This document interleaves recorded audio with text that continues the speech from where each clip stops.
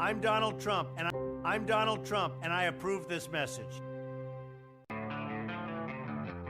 This is for my white trash, the ones the whole world hates, the ones who voted for Trump that got labeled racist but ain't, the ones with bald calves, make America great, who love their country to death and struggle on minimum wage. Hey, they're angry that illegal aliens taking work that maybe they could get. Single parents with some baby kids, hated for being a patriot. All my life I've been white trash, all my life it's been like that. The whole world been left leaning, I'm proud of the right who fight back. Been chewed up, been spit out, they scream but no one listens. They're sowing love and vote for cause fuck a politician. They're our neighbors, they're our soldiers, our men and women and children. They're the middle class families who got forgot by the system.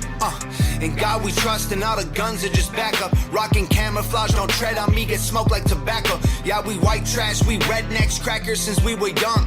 We grew close, we move slow, these colors don't run, yeah.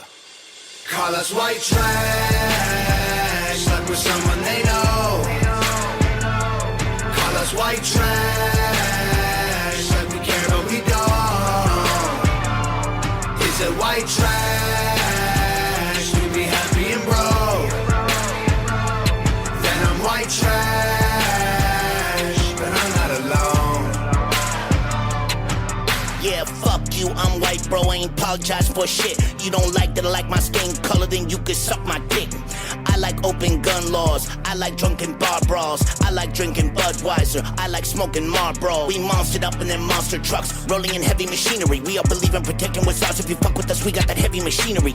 Drink beers in a lawn chair, nothing much going on here. Probably get a few long stares, look, you don't belong here. Hey, please don't get mad at me, I did not put up the barrier. People are judging me for my exterior. Man, are you serious? Say the word white and they act like they're furious. Mad child and I'm sick as fuck, white boy in my pickup truck. Shotguns, my girl's muddy, I'm a firecracker, we lit it up. We just living our best life, don't wrap us up some wax scandal. Beer and blood on a white beater, jacked up on Jack Daniels. Get my chicken at Colonel Sanders, judge me and I'll backhand him. Tom, pass me that red mask and I'll beat his ass with an axe handle.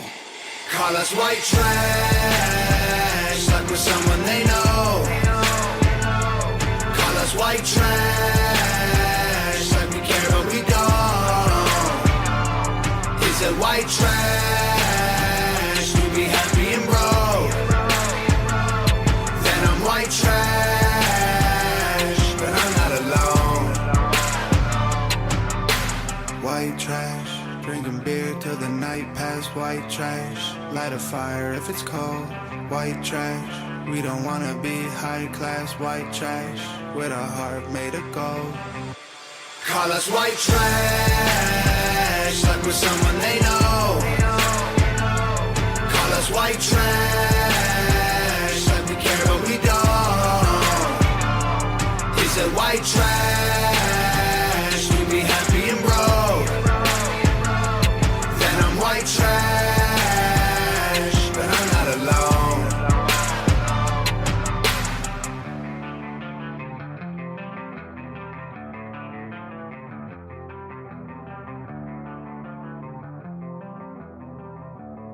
Your daddy was home when you left. You're right. Your sister was home when you left. You're right. Your brother was home when you left. Right. The dog was home when you left. You're right. Your cat was home when you left. You're right. The fish was home when you left. You're right. Your mommy, your daddy, your brother, your sister, the dog, the cat, the fish was home when you left. You're right. And that's the reason you left. You're right. I left my home. I left my home. Join the army. Join the army.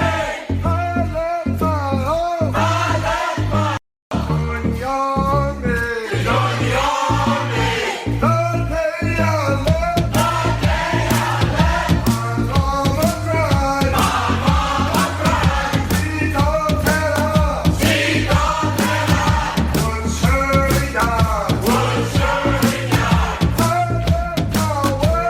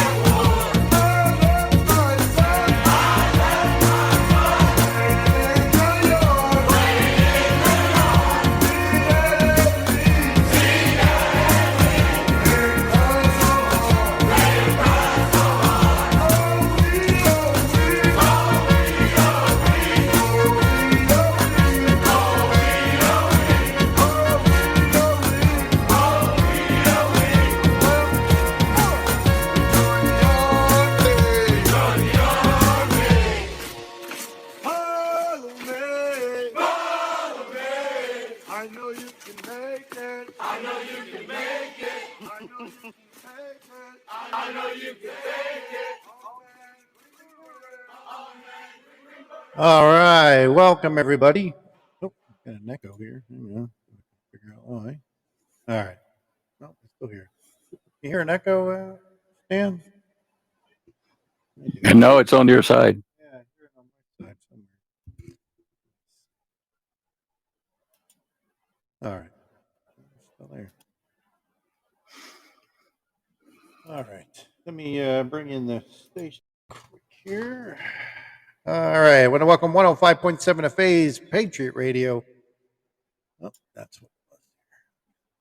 ERT Radio, WESN Epic Strategy Network, MBR Radio, Military Broadcast Radio, UG Media in the UK, J Parker Radio, Paisley Radio, FCM Live, Sword Radio, the Hit Network, FTM Radio, and 90.1 The Beat. All right, we are live. How you doing, Stan? I'm doing fine. Those marching cadence songs kind of brought back a lot of memories. I sure spent a lot of time out in the parade field. Yeah. I found that one. We're waiting for Goose to get in here. I don't know where he is. Goose and Maverick. That's from Top Gun, eh? Yeah. But what are you flying? And how high are you? Well, no, both of us are Army. So neither one of us were flying. Ground pounders. Yeah. Let me see if Yeah, my brother was Army. He was Army paratroops, medical. Oh, okay. All right. So yeah, where the heck Goose is? He's always late as usual. I always tell him, I can't believe you were in the Army and you're late for everything. Did you get my email? You just do I call you Maverick? Do I call you Maverick? You can call yeah. Maverick is fine. Oh, I see you there. Okay. I sent you an email about a link I might be able to use. Am I able to share a screen on your system? I think so. We just started using this StreamYard. I know it allows you to do it, but I have not figured it out yet. But I'm sure you. Yeah, I mean, if you can share, go ahead. You can try to see if you can share. I'm gonna try something here. Okay.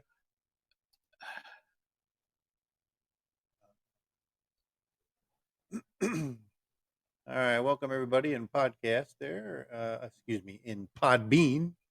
We're here with Deo is here with us tonight. We're waiting on Goose, but I think we're just going to have to continue on without him if he doesn't show up soon here. Show images. Okay, have a look at that. Are you getting my? Oh, yeah. Let me see. Yeah, I got it here. I can add it to the stream. Yeah. Oh, okay. Yep. Now you see that? Yes. No, that's screen share. Okay. All right. Now you're going to ask me, how do I stop it? Well, I can see here. It allows me to remove it. Oh, and you can too. Okay. Yeah. It So yeah, I haven't tried the screen share yet. I have, the video is new for us. We're usually we're only audio Sound. on Podbean, but we're expanding. So Excellent. Yeah. So good to know. I learned something today too. We're trying to come into the new age here of video. All right. Well, yeah, I was looking forward to this interview because there's a lot going on with these with the government and everything. Let me see. I think Bravo wanted to get in here too. I think you remember Bravo from last time. Yeah.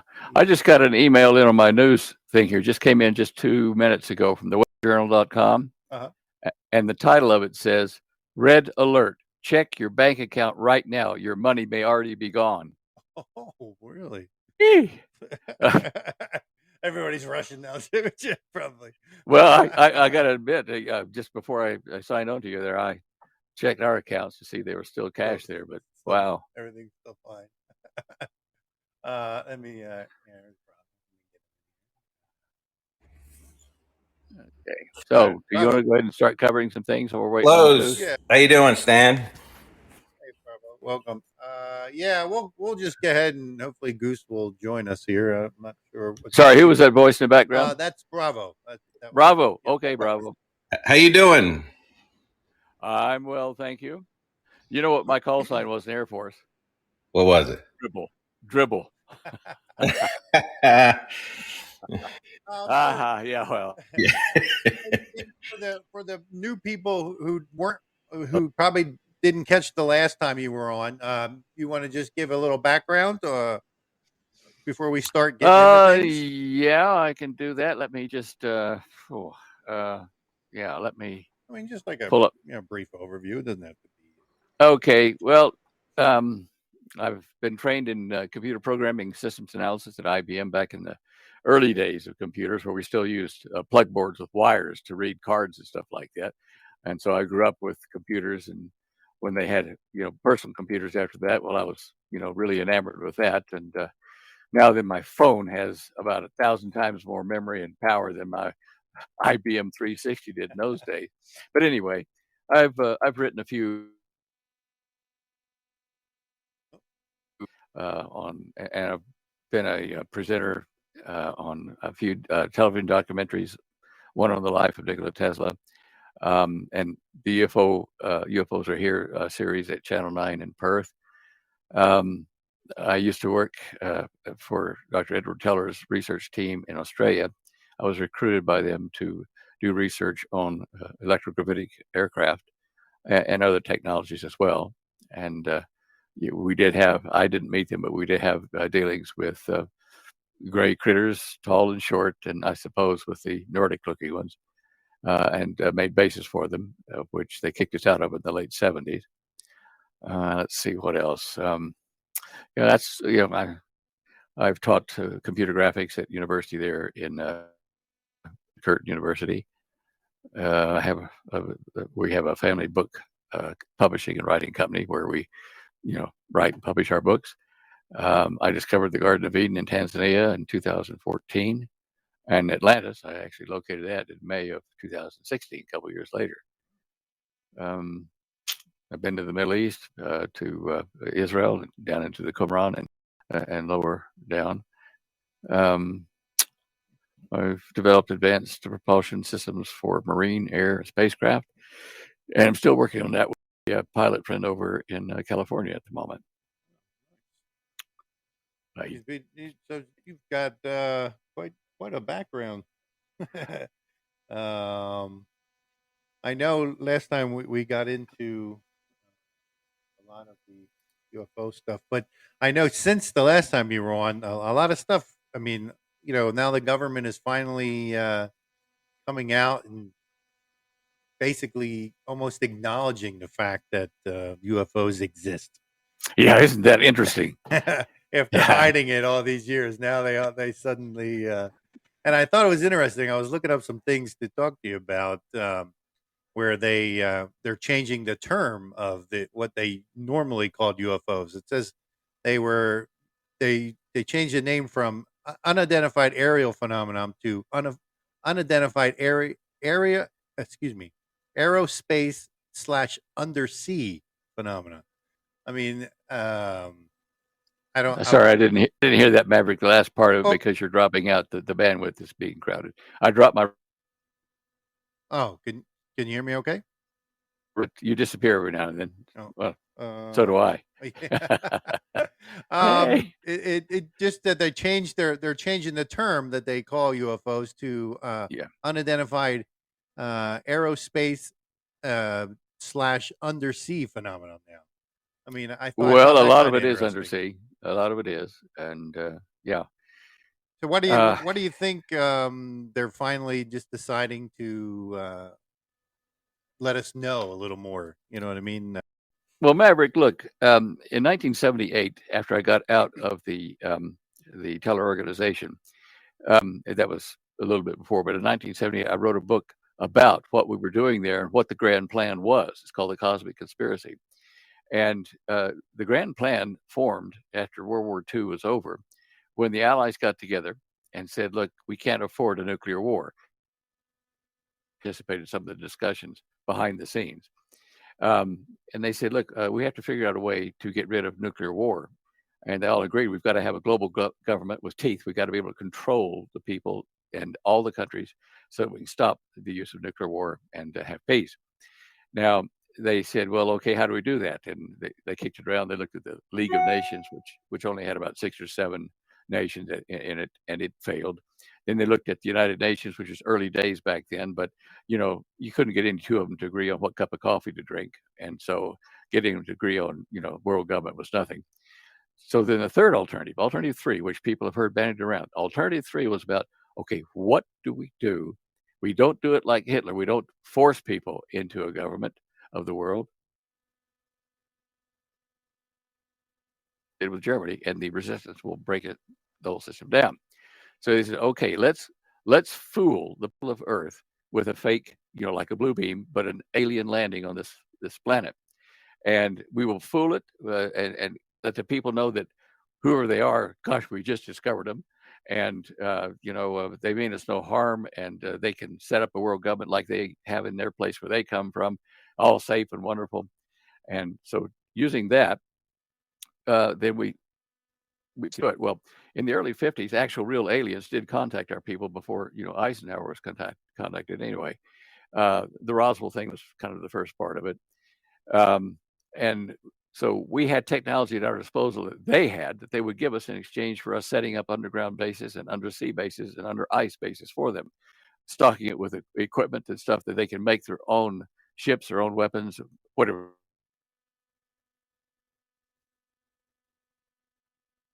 '73, '74, it started to go south, and they started wanting us to leave the bases and let them have it and kick us out.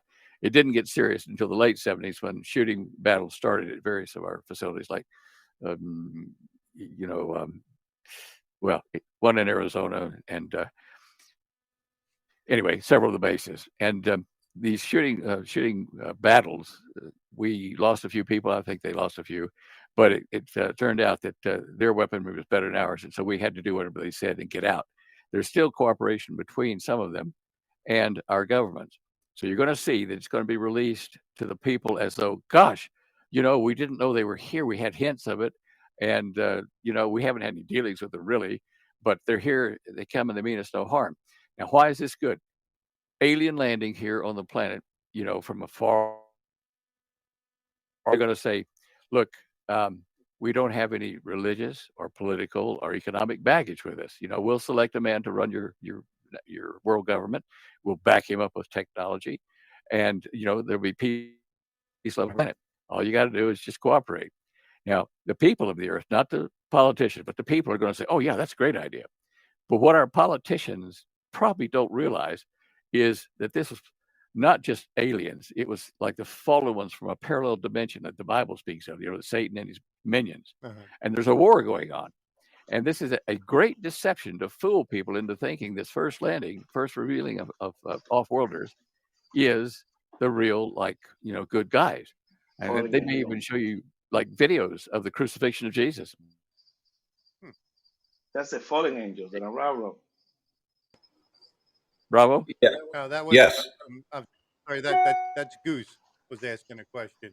Yes, Stan, that would be the fallen angels that we always talk about. Yes. Yes. Okay. Is that Goose or Bravo? Yeah, sorry. That was Goose. That was okay, Goose. All right. I'm just trying to recognize the voice.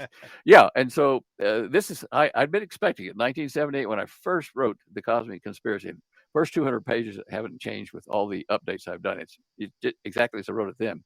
And the plan was to do this, to coerce the people of Earth, to fool them into accepting this world government. Now, in Matthew 24, Jesus tells people, look, don't be fooled by this great deception. They're going to be coming here saying, I am the Jesus, I'm the Messiah. Mm-hmm. Come to me in this place in the desert or this secret place there. He says, don't believe it. When I come, there's not going to be an eye on the planet that won't, I'll be everywhere. So this is why I wrote the book, because at that time I had been reading the Bible and understanding the point on this deception. Yeah. So where we sit now is the United States is kind of part of the modern Babylon, like England and the United States together are almost. And I talked about it in my book, in the Cosmic Conspiracy, and I said, you know,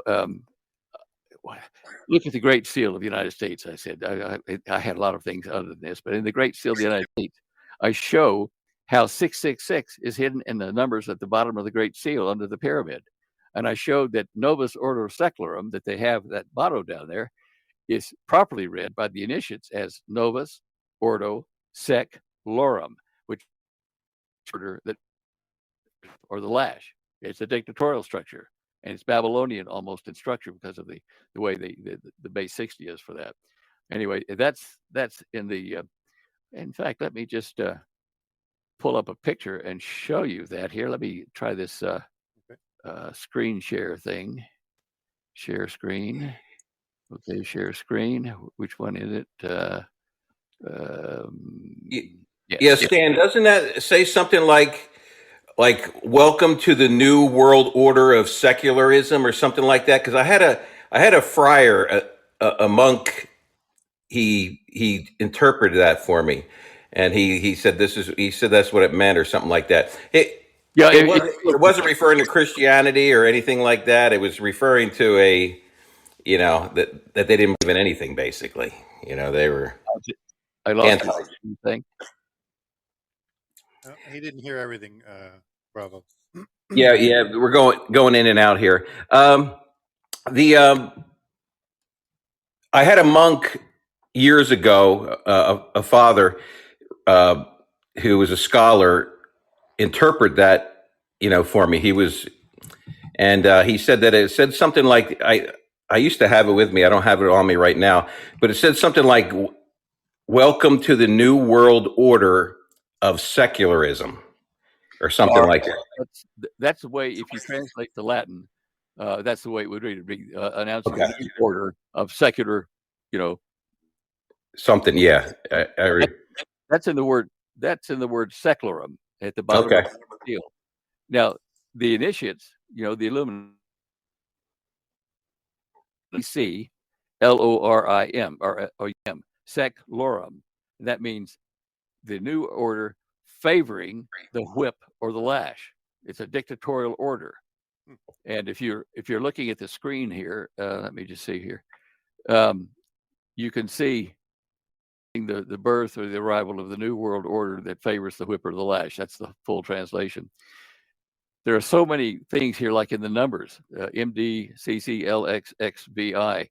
Those are in 3 groups here. Let's see how we move this screen over. There we go. In page 72, 73, 75, something like that, is this page. And I show you how you break down that Roman numerals at the base of the pyramid, which strangely enough has an all-seeing eye on the top of it. This is the Illuminist. It's definitely a branch of Masonic orders, not all. And you can see how 1776 in Roman numerals is 1110 Babylonian plus 666 in Arabic. And, I just run through there how this is all reduced to 666. And, it's a numbers game. Yeah. Okay, now let's go back. And this is in that same book. You see the 3 emblematic lights of the lodge, the Masonic Lodge, Bible, square, and compass, and something else. The jewels of the lodge, or the Bible, the square, and the compass, or the Quran. Some of them accept the Quran. But you see this in our Great Seal. If you take a coin and put the front side of the Great Seal on one side, turn around and put the backside of the Great.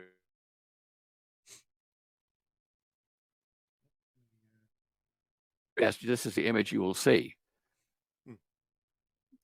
The front and the outburst sides of it form this phoenix, which is rising up out of the ashes that is beneath the Great Pyramid to form this.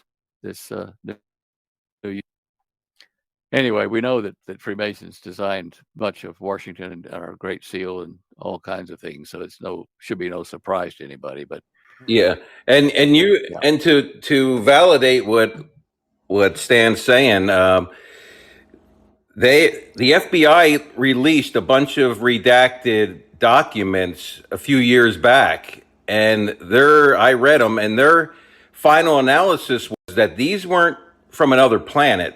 These guys were interdimensional beings that were very intelligent.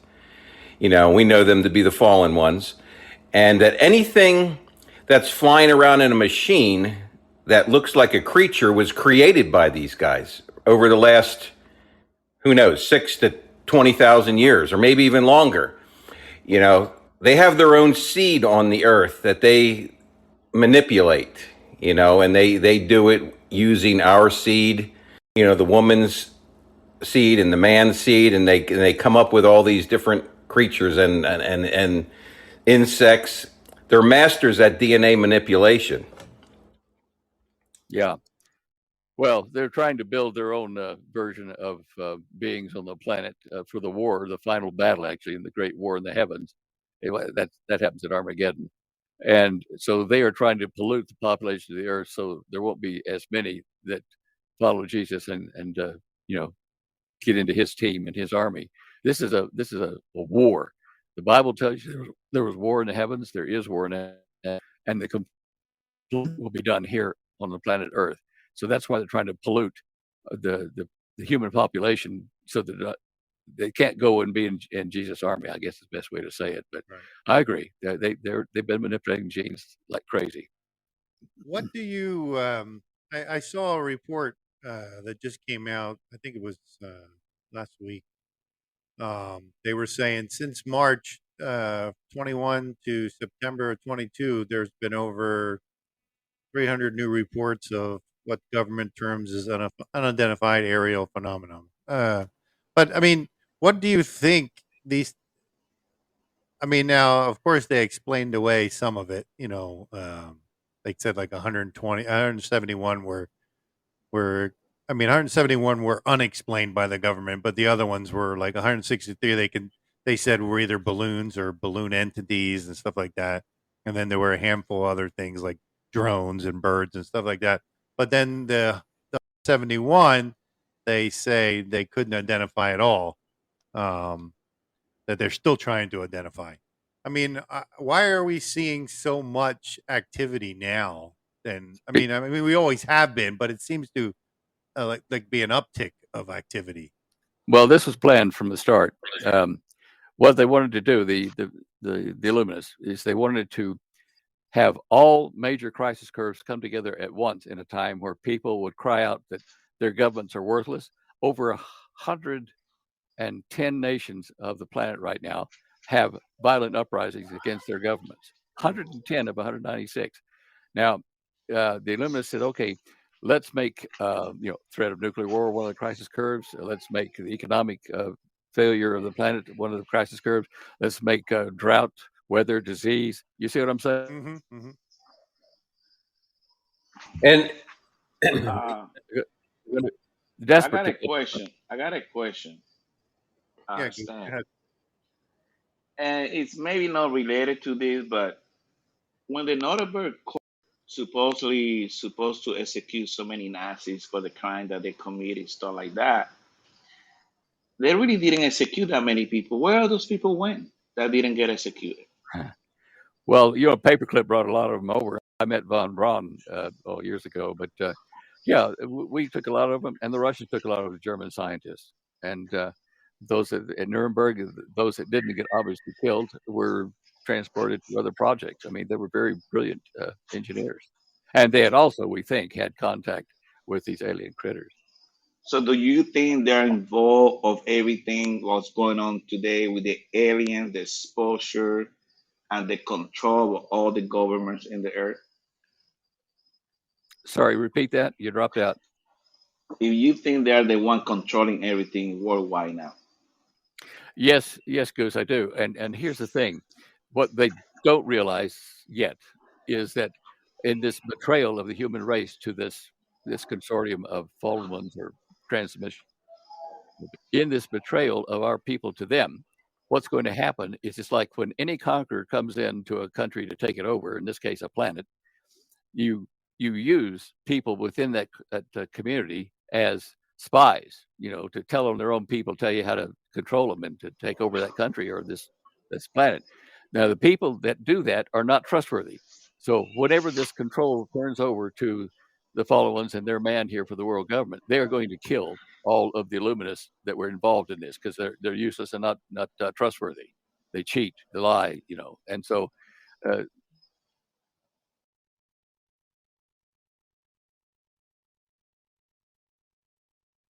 Lose him? We lost Stan. Oh, Sorry, we're dropping. Oh, okay. Right, there he is. Yo, can you hear us? You Stan? may now I can. Okay. You may in the future look for somebody to give you a faster or wider bandwidth so that you can hold all these things together without dropouts. Yeah, I don't know why we're having so much dropout. Normally we don't have that problem, but Well, maybe it's the topic and the guy you're talking to. That's what it is. I wouldn't doubt that. I wouldn't doubt that at all. Hey, Stan, this is Bravo again. Hey, don't you think the little crumbs that they're revealing to us now, these are nothing burgers compared to what really exists? Do you agree?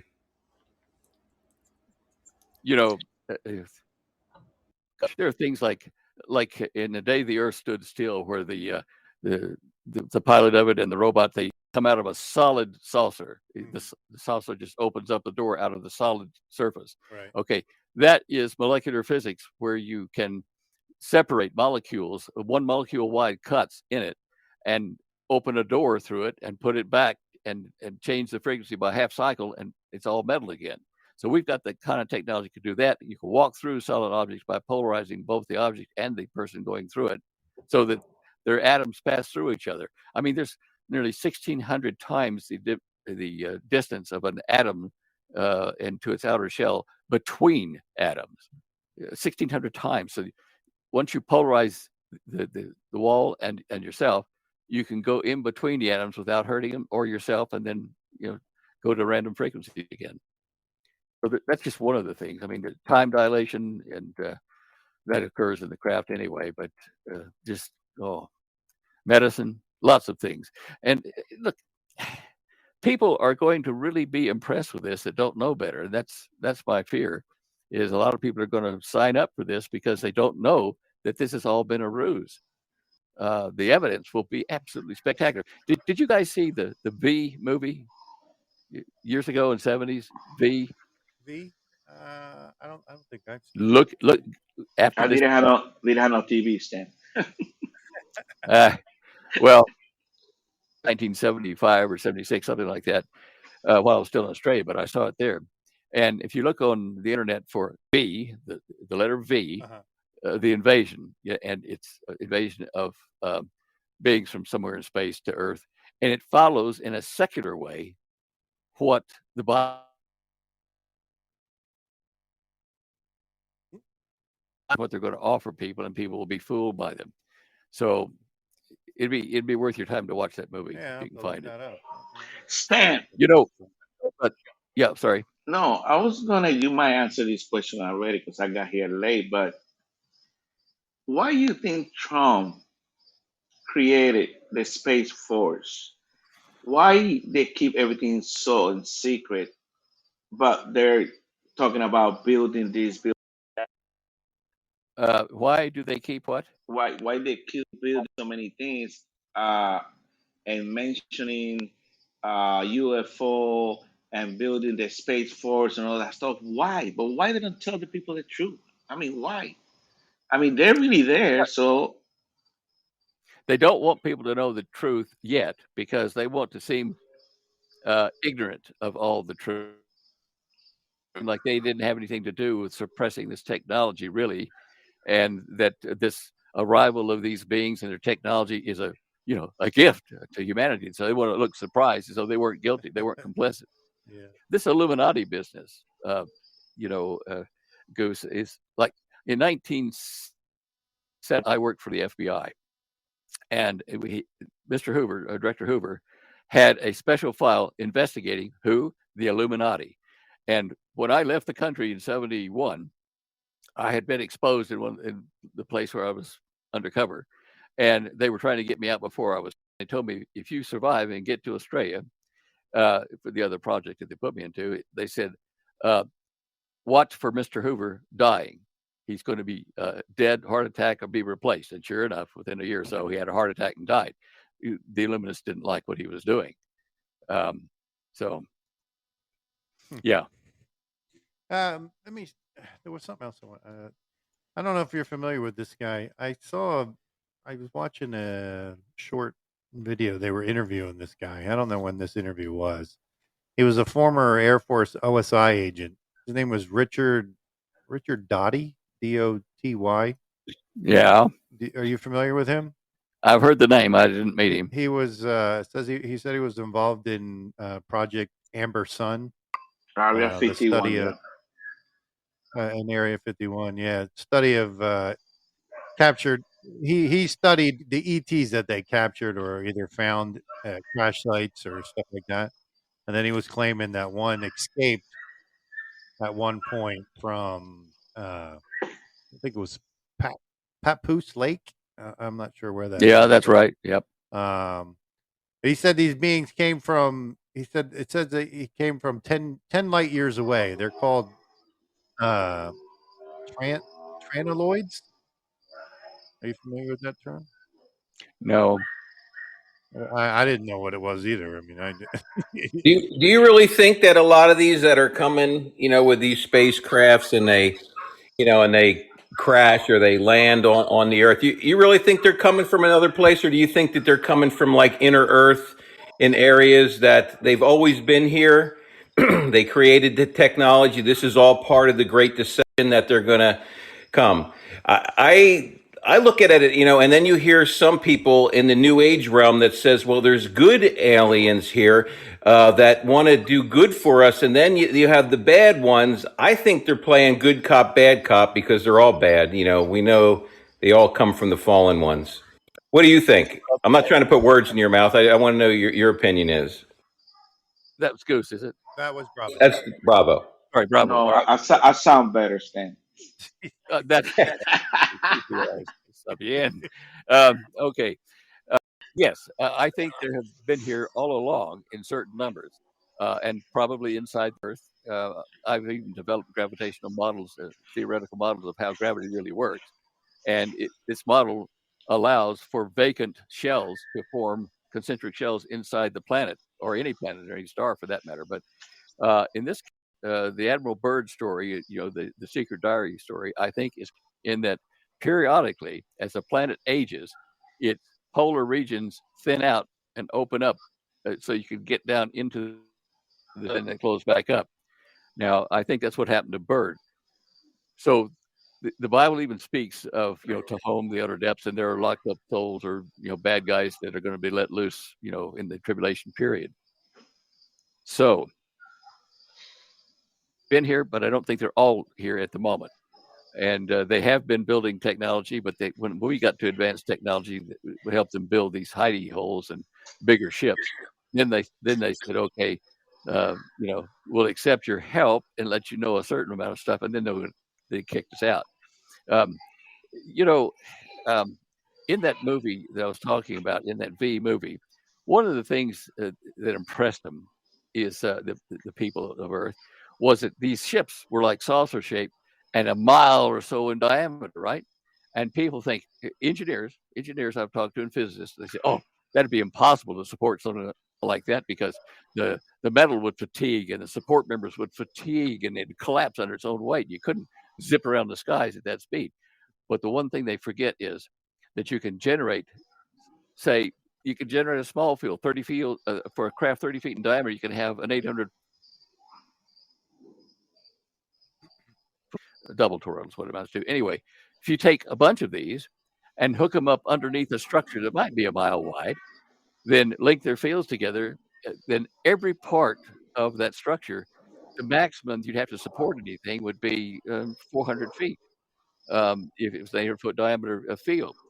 But you put all these together in sync, then you can move a structure a mile wide and, very, very thick and tall as well, at speeds of 20,000, 22,000 miles an hour in the atmosphere. without burning up because you're using a field propulsion system.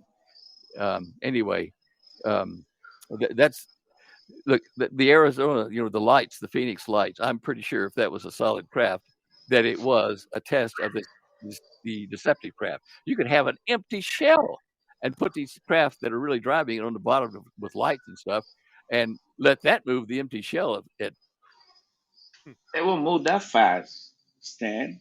I mean, I was looking at a show the other day about that, and it's impossible to do it because they got the metal plate right below. And another thing that Amari, you mentioned 10 light years, and I was looking at the light year. 10 light years equal to 58.79 trillion miles. That means the Apollo that set the record for the high speed, at 10 say we take them 270,000 years to reach that location. So Stan, where these people's coming from that take them they come from far, far away. 10 years, 10 light years, that's far, far, far away from here. Yeah, that's not really that far if you could go near light speed. And by the way, light speed limit, Einstein never really put that as the ultimate limit. It's if way through space, which has mass, you will meet the reflection of your own inertia hitting that mass. At that point, then you can't go any further, any faster because you'll burn up, explode, whatever. But if you are breaststroking, as we do with the saucers, if you push ahead of you and that field reflects back around you, you breaststroke through space and you can exceed the speed of light many times. It's been proved that we haven't. I mean, how long it take for us to reach a galaxy? Well, I mean, it depends on which galaxy. There's so many of them, but with our galaxy, if it was 20,000 light years, you might be able to go across that by going up into the parallel dimension and scoot across and then come back down, because as you go upper dimensions that are around Yes. us, your mass density is much less. We're here, our atoms are so condensed. If you get up into that area, you can make a trip, with lighter mass, much faster, much further, and then drop back down into our universe and be there. So there are a number of things that people just don't consider in physics. They haven't had it proved to them yet. But we don't have the technology to do that. We don't. We don't understand how somebody can travel so And fast. and these guys a lot of these guys are coming from another dimension. That dimension, they could be in literal miles. It could be like trillions of miles away, but they're next door and they go through some sort of dimension and can be there. It's not all. And in New York second, that's what you're trying to say? Yeah. Yeah. The FBI said they were coming out of another dimension. Yeah. And who knows how far that is in literal. If you like you're saying, if you looked at it at how many light years away are they or something like that, but they can walk through some sort of portal and be there in a matter of seconds. Well, Stan, you think we as a government understand that? You think the government know what's going on? Like what we're talking about, the light years, how long it take them to get here. Are they really close or they may be many years away from us? That's the question. they're close. Understand this about parallel or concentric universes. People who say they felt a ghost presence in the room, it gets cooler because these beings are coming up from a lower level underneath us, a lower dimension, if you wish. But they come up and they pull energy out of us when they come into our room, and it's cool. If you see an angelic person come down from the upper levels down to you, it's like a flaming hot chariot. And the Sumerians, when they built ziggurats for the gods. You think that's the vibration of the angelical part? I mean, because you got the energy and you got the vibration. You think it would be that creating that atmosphere? Remember when Jesus was in the garden after he'd risen from the grave, and Mary went to Yes. run up and touch him? He says, "Oh, wait, don't touch me, for I've not yet ascended." He was energizing to get ready to go up and then come back and do some business. When he walked on the water before he died, when he was out there with his disciples in the boat, when he walked on the water, how did he walk on the water? his molecules vibrated faster than normal. So it's like your hand. If you try to hit water really hard, really fast, it feels hard because you're moving faster. So his molecules move faster, and so he stood right on the water because the water was reflecting his energy, and it made it like a pathway. So the frequency plays a lot to do with it, but and one other thing the Bible says. Remember, it says that for God, a day is like 1,000 years of our time. That's why Okay. that's called sunk. Yeah, that's why. I mean, that's something that we don't understand. 1,000 years in our time is like a day with the Lord. You know, that's in Psalms. It could be, yeah. Yes. Yeah. Well, it's But I got something else. I'm gonna go off a little bit on a different topic, but has to do with the same thing. With some of these jabs, we know there was different strengths and different stuff that were put into them. Have you? I don't know if you've seen some of these videos that have been going around of how the people react, how they spin, and they look up in there and like if they're swatting at something, like something is coming for them, and then they die. Did you ever see any of those? They're all over Telegram. I don't think UFO take those. Wow. Well, they're demonic. It's a definitely demonic thing. The people are scared. They're scared Sam, to death. do you think this is related? I mean, another question. I mean, I think the question would be: do you think that what's going on today, like with Bravo was talking about, it would be related for what's going on with? I mean, with the plan that's happening, taking place now.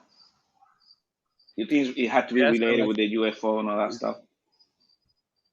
Look, humanists want to remove about 80% of the population, if not more, by natural attrition or whatever, so they're not blamed for it. It's going to be nuclear war, it's going to be disease, famine, whatever. And so this various strains of COVID, it's probably a method of saying, well, we're trying to stop it, but gosh, we're going to have to lose a few people. Yeah, I agree with that. Useless eaters. Yeah.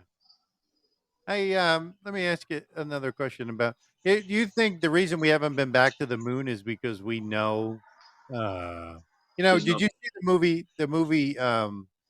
Moonfall or Fall? I think it was Moonfall. Yeah, get the aliens out there. The premise of the movie was that there was aliens inside the moon. It was like a shell, like you were talking about earlier. Well, I agree, Maverick. Look, NASA's proven that with when they crashed several satellites around the moon down, and their seismometers on the moon recorded a ringing of the moon. I've heard that. I've heard that too. And that's actually, when I say my theory, it's really what happens. But in the theory of gravitational constant, you build shell within shell within shell of things, and it's like a geode in geology. Nice little round stone. You crack it open, and it's got quartz or emerald or whatever growing out of it, and it's hollow in the middle. Mm-hmm. Well, it wasn't always hollow when it was spit out of the volcano. When it cooled, everything condensed into more logical lattices, and it left all that space. And so planets are similar to that in that you can break open a moon and you'll have upside down pyramids of crystals pointing in toward the center of it. In this case, it sounds more like something that's more solid. You got to wonder if it's intelligently built or something, because it rings like a bell for 30 or 40 minutes. You think that's why we haven't been back to the moon? Maybe they didn't want us back. Well, I don't. That is an interesting question, and all I can say is I've never been briefed on that in the projects or not. But I would think that it's probably make us look like our technology is not as sophisticated as it should be. It's to make us think that, well, we tried it once, it was a really risky thing, and we just haven't been able to get everything together again to take the risk to spend billions of dollars until now. Right. It makes us look primitive compared to the technology they're going to arrive with. Sam, yes, sir. I know one time I think you say that we getting the technology from the UFO. Then I'm right or wrong? Can you hear me? He was asking the last time you were on with us that that we have gotten, some of the technology that we have gotten from these other, You creature from these UFOs. right? Yeah, things Uh, that weren't really weren't really space related. They were technology and manufacturing related things like fiber optics and um, some computing chips and things that we use, things like that. But that could be allowed because they needed it and they needed us to get to a certain point so that we could broadcast the information all around the planet at once when they come. And to have a global economic system so you can control every living person, whether they buy or sell. If you could do that, then you've got them by the short and curlies. So that's why they let us in. We discovered some, and if I'm sure that if any of our people discovered something that they didn't want out there, that they would have stopped him or stopped the technology. But the main thing is the big show, the big arrival. That technology and the things associated with it are not supposed to be everyday occurrences here by Earth people. It's supposed to be new and surprising and wondrous. Other than that, the technologies that we've been allowed to use, I'm sure have been rather innocuous. Not giving away the secret. Yeah. We Yeah. getting these high speed planes every other year. We're getting high speed technology. All these bombers and everything. Uh, I mean, I think I don't know, I might be wrong, Stan, but Go repeat that because you it dropped out and I couldn't hear what you were saying about the high no, speed. all this high speed technology that we are creating every year in our military, all these guns that we don't even see yet, and but they're still talking about. I mean, we are really that brilliant? Do we have those minds, or these are the UFO really providing this technology to the Americans? Um, well, go. A lot of people say that. I just want to hear from you that you're an expert. I mean, Well, let me you, say this. I have not been in the inner circle for decades, right? Right. I can only kind of assume or guess, make an educated guess about this. Uh, the fast planes, um, the triangular planes, that kind of stuff. Most of them, except for some of the triangular planes, the Aurora project, most of them use what's called forced reaction. Like Newton said, if you push that way with fuel exhaust, it will make your craft move in the equal and opposite direction. And this is called, projected or forced entry into the medium.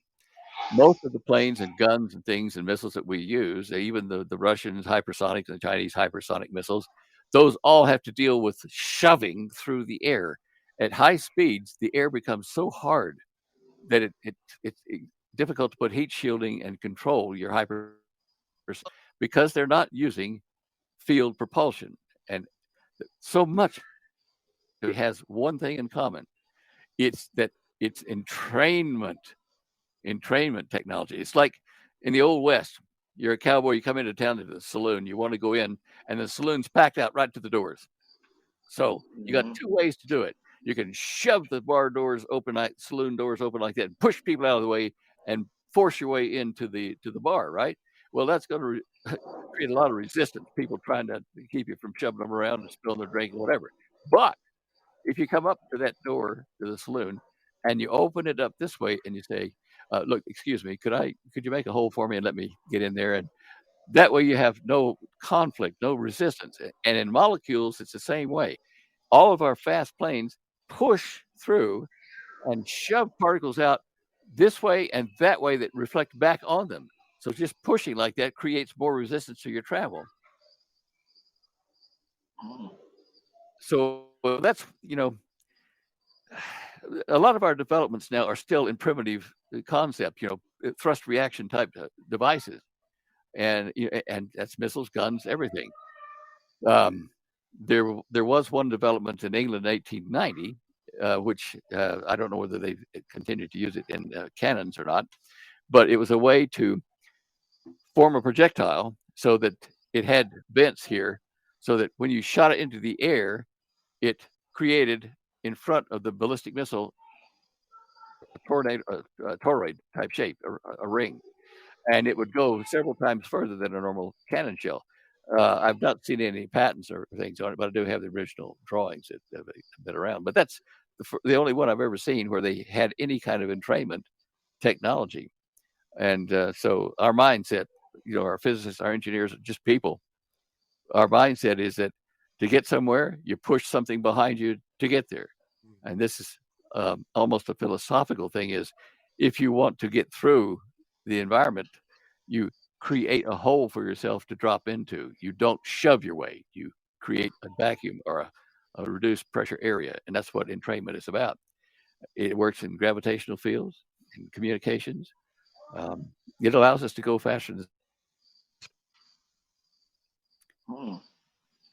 Hey, and another thing about this with these hyperlight craft, because they're using this high-speed field that's circulating around the craft, it's a field that has inertia and mass. And it becomes your shield, like in Star Trek. The propulsion field becomes your shield against meteorites and other things you might encounter in your travel. And it spins them all the way out around you. You don't even hit them. All these UFO. So, Stan, just to make it clear, we do have aliens that are around room. Yeah, fallen ones. Yeah, from a parallel dimension. And they are within. They're here. They're here. So it's not a conspiracy. And that's why all this government, especially our government, created this space branch in the military. To a degree, our people know, if they're smart, that they can't defeat the technology that the parallel dimension people bring with them. By the way, those gray critters, tall and short one, those are they're biological robots. They're soft. They're not hard like a robot would be. They have no emotion. They're just like computers running the jobs they do when they implant people or abduct them or whatever. And they use that technology to walk through walls too. So, but those kind are different from the human-looking ones, the Nordic ones that people talk about, and they're different than the ones that look like reptilian with the upright 2 feet and arms and stuff. So how far behind, Stan, do you think our science are behind physics? Because the UFOs make our science look like little kids because they don't have the knowledge and the understanding how physics really works. How behind you think we are? How Well, far behind? a long way, a long way. What I know about the technology and stuff, which is minuscule really, I don't know how you would compete with them unless you were taught on purpose. It's hard to say. I mean, 100 years ago, who would have thought we'd go to the moon? That's super technology. Years. Hey, Stan, I got another question for you real quick. Hey, I know that you said something about the Sumerians. So you do believe that there was a Sumerian race, and the Sumerians did talk about Nibiru, and that there was some sort of inner exchange of beings when it got to a certain point with the Earth. What do you think of that? Well, I don't know that it was a large craft, but the evidence in the solar system shows that whatever is out there, we know there's something out there, is compressing the orbits of Neptune and a little bit of Uranus and certainly Pluto. So there's a large mass. It could be a dead twin to our sun, a dark star. But whatever it was, these beings did visit the Sumerians, and I think that they gated into their ziggurats. I saw one in the Marduk stela, which showed the floor plan of the top of the ziggurats, and it had an area in there, which is where the gods would come one at a time, gate into it from nowhere, and then spend an hour at the top level discharging their energy, and then an hour at the second level discharging energy, and the third level they could actually touch people, not hurt them. And it's like the Bible said when Nimrod was building the Tower of Babel. Bab-El means the gateway of God. The Bible says that the Elohim, the super beings up there in the parallel dimension with God, they this this Tower of Babel, because if we don't, they'll figure out a way to get up into our area, and that'll be trouble. So you can Right. see that those towers were gateways, and that's why, like Nibiru could be the parallel dimension rather than an actual object. Like, who was the guy that's translated that? Zachariah Stitchin. Yeah, not Yeah. all of us agree on how his translation went, but there was something there, and there were beings from it. And whether they were coming here just to get us to mine gold, I don't think so. I think it was more than that. But So do I. Yeah. there's too much back there. That tells us that they were advanced technologies of at least one race, if not several, that We affected. always see the speed that they have, Stan, from many years ago. I mean, from the 40s and the 50s. I mean, this physics technology is being around us for a long time. We just can't understand how it works. I don't think we have the knowledge and how it works, and it's going to take a long time to find out. And I don't understand too. I mean, Stan, you know that there's hieroglyphics. Why are all the kings so tall? And why do they don't look like regular humans, or they look half like have a dog face? And I mean, people don't take things literally, and I think a lot of these things are literal. There was other creatures that were in control of the earth in these kingdoms, and not regular human kings. What do you think? Bravo, were you saying Oh, you think they were aliens? The Bible tells you that there was crossbreeding between humans and fallen ones, and that created, chimeras, giants, Hercules, giants with one eye. I mean, all the Greek legends. This was this hybridization, and Atlantis. I am positive I found Atlantis was most of Saudi Arabia. And on the northwestern side, where it touches the Jordan River, that's where the biblical account of the giants, like Og, the king of Bashan, and where the 3 or 4 tribes that Joshua was told to go and kill babies, animals, everything, because the genetic pool was polluted by this crossbreeding that was done. So if they crossed a crow with a guy, maybe he came up with a crow head and a man body. I don't know. That's what you see in the Egyptian stuff. I don't put it past these things. Right.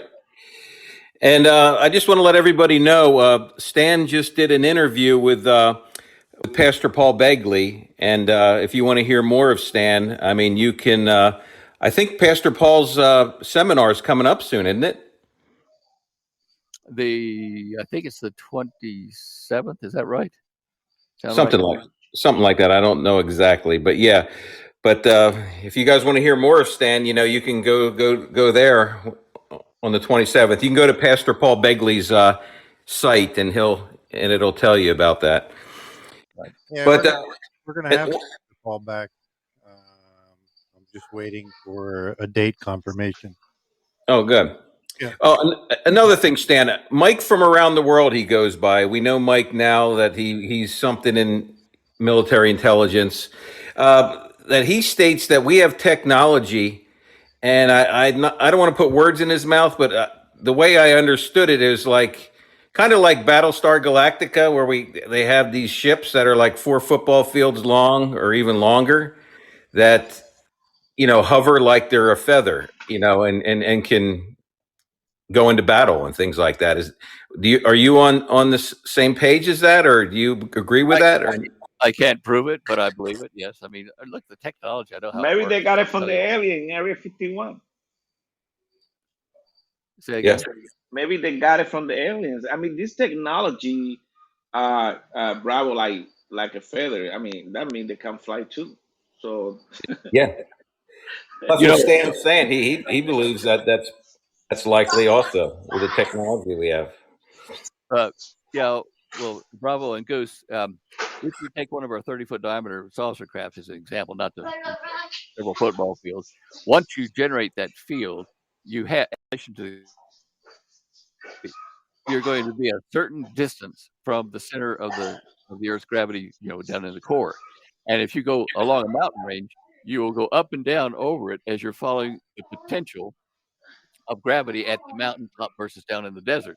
And so that's the radius, and you're like a feather. I mean, you appear to float and to go over objects like that, but it's because you're following the gravitational potential of wherever you are. And as far as those big ones, like, Battlestar Galactica and all that, hey, it doesn't bother me because that kind of stuff can go on without us knowing it down here on the planet, and it doesn't interfere with the grand plan of convincing everybody that these elder brothers are friends and following that whole.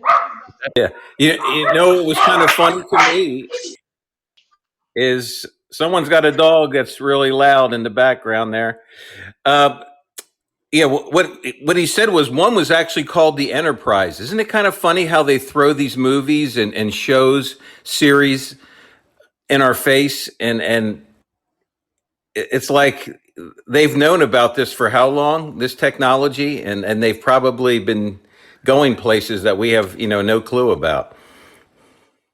Well, what we've seen in the movies doesn't exactly explain how the technology works, but it lets you see it in action, like the floating ship. Right. Teleportation. Because we don't have the wisdom, we don't have the intellectual to understand the physics, and it's bottom line. I mean, we don't have those people that can go ahead and figure out yet. That's it. Look, it goes. It's like magic to us because we don't understand the technology yet. That's all magic is. Right. That's why we could be debating this all the time. But bottom line, that stands saying UFOs are here and they're here to stay, and they are freaking evil. Just get that straight. Yes, they're not your friends. And Biden is one of them. Thank you. Stan, I'm right. I'm right. Let me show you something here. Hang on, Goose. Hang on. Okay. This is the good news stuff here. For all the depressing news we're giving people, let's have some good news here. Here, coming this month on the 26th in the theaters all over the country is the Left Behind movie, a new version being released with Kevin Sorbo as the star there. This is wow. Say again? No, I'm sorry. I just said, "Oh wow, that's really good news." I'm plugging in. I don't get any dollars for plugging. I bought my tickets already because it's talking about the rise of the Antichrist after the rapture of the believers in Christ are taken off the planet to get them out of the way of what happened, and I think that's coming soon. Tribulation. Yes. Because we will see the destruction of mankind, but we don't see any type of wrath or any type of judgment from God Himself. You know what I mean? So, if you're found worthy to be caught up in that rapture event, yes, you felt very blessed, very lucky. Hey, Stan, don't get me wrong. I will be there. Me and Mary, we got front seat tickets. We hope so. All right. Be confident in the Lord. Yes. That's right. Well, you got to have the good news with all this horrible stuff we're talking about, because otherwise you might as well go cut your wrist. It's going to be terrible. Oh, yeah. I mean, Stan, do you really think that the UFOs or the aliens are laughing right now? Say, hey, they're killing each other. We don't have to do that much freaking damage. They're doing it to themselves. What do you think? I lost you again. You blipped out. Start that whole argument again there. No. That I think the aliens are laughing right now because we are hitting each other here down the earth, and they haven't started their a plan to exterminate people in Earth, but we're doing it ourselves. So I mean, we're doing it to ourselves, and the aliens haven't taken over yet. Well, yeah, they haven't officially done it, but I'm sure they're down here stirring the pots because they want the threat of nuclear war and chaos and everything to reach everybody where they live, at home, at the dinner plate, whatever. And I'm sure they've been stirring the pot to make this conflict so that they could solve the conflict. Left hand makes war, and trouble comes in from the sky, and we'll bring you peace. We'll stop all the bad guys. We'll get rid of all those little alien critters that have been annoying you from other, whatever. And for many years. Yeah. Isn't it funny, Stan, how they say that they're not religious and this and that, and that they're very scientific, but I listened to a interview that with a supposed alien that they had, and halfway through the conversation, he's saying you shouldn't believe in this Jesus stuff. I'm like, how did we get from they were talking scientific and everything, and all of a sudden they get into the conversation of religion, and they say that Jesus Christ is not real and this and that. And I'm like, why is an alien talking about that for? If they're really aliens. Because they are part of the devil's plan. I mean, I think the devil is in charge of the Of aliens. the earth, yes. Yeah. So he's in charge, of course. He's promoting people to go against Jesus. So that's what they're doing, promoting, One thing they that kind never of stuff. went over Christians that aren't yet really signed on, talking or praying with Jesus. Really, they're just going to church on Sunday. These people can be fooled by, say, as I said, a video or 3D, imagery that was taken in Jerusalem at the time of the crucifixion. And they can say, "Oh, Jesus is one of our guys that was down here." Here we have the pictures, to prove it. And that might sway people who were kind of marginal believers and Christians into saying, "Oh yeah, okay, then okay, fine. He was one of I your guys." believe it is hard, Stan, to understand and put together all this stuff that's going on at the same time. And I'm glad that you came in and you clarified a few things, and you stated the same thing you stated last time, that the aliens are evil. Yeah. And also too, Stan, could you reiterate about the you had mentioned that people don't realize that they think that the Greek mythology of Hercules and how Zeus always has a human wife, and that these deities that the Greeks worshipped and the ones before them and everything, that they are the fallen ones' offsprings that they worshipped on the earth. That as the Hebrews followed the true and righteous God, they followed all these fables of all these fallen ones. Well, look at the Greeks. They went over and up into the Bashan area, north up near the Golan Heights and Syria. They built at least 10 cities to worship these false gods. They're called the Decapolis cities. I've been to one of them, but we think there are more that we just haven't uncovered yet. The Greeks went over and settled all these religious sites in northern Israel and Jordan and up into Syria through the Golan Heights. So that tells you that it was happening over there. They thought Hercules from that area in maybe the anti-Lebanon mountains or something. But that's where all the crossbreeding was occurring, was in Atlantis, which was a real place, as I discussed in my video on it. Right. And I think people are a misnomer. They say, well, in the days of Noah, God destroyed because everybody was bad. No, there was intermingling of different species, angels and humans and animals and everything, just like they do in the name of science today. What do you think of that? Bravo, you crazy. It was pretty bad. You think God exterminated and erased everybody from the earth just for being a saint? No. No, and it explains itself. Why did God tell Joshua when he was taking the house of Israel in the promised land? Why did God have him go to various villages and kill everybody there? They were hybrid that survived the flood. There were survivors. Right.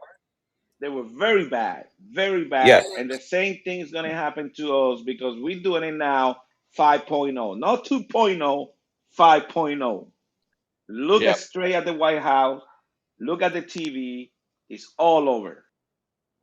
Well, we're ready. Yeah, that's what I was trying to say, Goose. I'm trying to say that God didn't just destroy everybody because there was bad humans on the earth. There was super evil things going on, intermingling, and they were eating human flesh and doing all this crazy stuff, just like they're doing today, in the name of science. Remember what God asked, say, tell me 50%, 40, 10, all the way went down to 10. And I said, I'm gonna spare that life, but it's And there's it's another not that many. thing about Lot going into leaving Sodom and Gomorrah. Yeah. Remember, the angels that came to see him were good angels, right? So Yes. I'm not saying that we can't have good angels now, because I was visited by one when I was in the hospital years ago, who healed a bullet wound I had overnight almost. God bless you, Stan. So they are. You have to be careful and don't dismiss all angelic hosts. If one comes and glows and says, I'm here, if they won't, claim to be from Jesus and claim the blood that sanctifies us, that kind of stuff. If Yes, they, Stan, but God sent those angels to warn yeah, them. So it's not like they were living there, you know. no, that's true. They just They- went there and even told the lady, "Hey, you turn around. Guess what? You're gonna become a rock of salt." salt. Yeah. Mm-hmm. So That's if you study the area there where it happened, she would have turned back and gone over the edge of looking down at the Dead Sea, which is a lot of salt was underneath there from salt diapirs, they call it. And so when it exploded and was molten, it would have thrown molten salt up like this, and it would have covered her in salt and turned her into a salt statue. That's the science behind it. Fascinating stuff. Yeah, no, this is some interesting. Kind of want to go out there on the porch and sit there and think a while, put it all together. no, it No, is hard because this is great, Stan. Yeah. always somebody throw a freaking monkey wrench in your plans, and you're like, "Oh, I was thinking it was like this. Now it's like that." And I mean, I want to believe that they are here, Stan. Believe me, I think they are here, but I believe they're sharing the technology. I think they are. I mean, uh, maybe somebody's quick in there and giving the plan to us. I don't know. I mean, I think we got some of that technology. Oh, I'm sure we do. As I said, a certain amount of technology is allowable because it can't be used against the invading force here, the evil ones. They're not going to give you stuff that you could use against them. We're not going to give our enemies of the United States, in better Well, times, wouldn't have they given- might think that if they give us all the technology, now we're not gonna attack Russia. Now we're not gonna attack China. We're gonna attack Mars, Pluto, and all these other planets, trying to destroy everybody else out of here. I mean, we are so evil. We think that they're the evil one. I think we got a lot of evil people here too that will use that technology to kill anybody. It don't matter. And then we get out of Earth to We're conquest other places. we're not But- just talking about the United States, though, right, Stan? I mean, you're talking. Oh, we're about talking worldwide. globally. Yeah, globally. Yes, and I think that Yes. technology, they will use that technology to conquest any other planet. And but a lot of these 13 families, they've got the blood of the Nephilim in them. They're not 100% human. That's why they're so evil. That's why they don't care about humanity and about God's children, and they'll do the evil things that they do to humanity because they're really not part of us. So it's not us doing it. It's not God's children evil destroying things. It's the ones that are offsprings of the evil one. Remember with the Bible in Genesis, it says, thy seed, and he's talking to Satan, will be at enmity with the woman's seed. That means there's literal seeds of Satan on this earth, Yeah. Well, it's the battle in the heavens is coming down to earth for the completion. It'll take 1,000 years before it's totally complete, but in the near future, I'd say within 7 to 10 years, we're going to see the tribulation period, and at the end of that, the Armageddon conflict, and then after that, the 1,000 years of peace, relatively peace, that reconstructed the planet, and then at the end, Satan and his minions are released. There's one final of them there, and then the heavens and the earth, as we know them, pass away in a fervent heat and are gone and replaced with a new heaven and a new earth. Makes you wonder what the big plan is. Yeah. Oh yeah. Bravo, that's And why. these 1,000-year reign is called the regeneration. It's the Lord is going to regenerate the earth back to its original state, and after the 1,000 years, He presents it back to the Father as back to normal again. And we're But And this we're is all where part he of that. cast the devil. He will cast after that the devil to the lake of fire. I That, mean, that's yeah, in the Yeah, yeah. Bible. Well, that's at the that's at the end after the 1,000 years. Yeah. Yeah. but they're He's going only he's loose for a little season because remember, during that 1,000-year reign, there will be humans born on the earth, and those humans have to have a chance to make a decision like we have, and they do for a short period. Mary, can you read Amber Hang on, comment? hang on, Goose. Go ahead, Stan. What were you saying? Well, I was just saying that there have been people that have died in the ages past who never even heard of Jesus because it wasn't spread around. And I've often wondered if their souls aren't incarnated into that millennial period to give them a chance to make a free will choice. I don't know. Let me just read. The one from Amber Goose. I Yes, think yes. Revelation now. If you read the first chapter of Revelation, John said that the tribulation was happening in his time. Anybody want to touch on that? Well, I've read that. Go ahead, Stan. I've read that version of the Book of Revelation and trying to relate it as a trans-temporal thing from the time of John till now, and there may be an overview picture that if you look at the Revelation of John, it talks about the woman that rides on the beast. It's the Catholic Vatican riding on the nations, and that occurs from the time of John till now. But at the end, this tribulation we're talking about will be a compact period of 7 years, and I do not believe that all the seals have started to open yet. No, you're right, Stan. You're right. And something I'm going to add to that is that tribulation, we won't be here, me and Mary. So, Bravo, you're going to have to take over the show.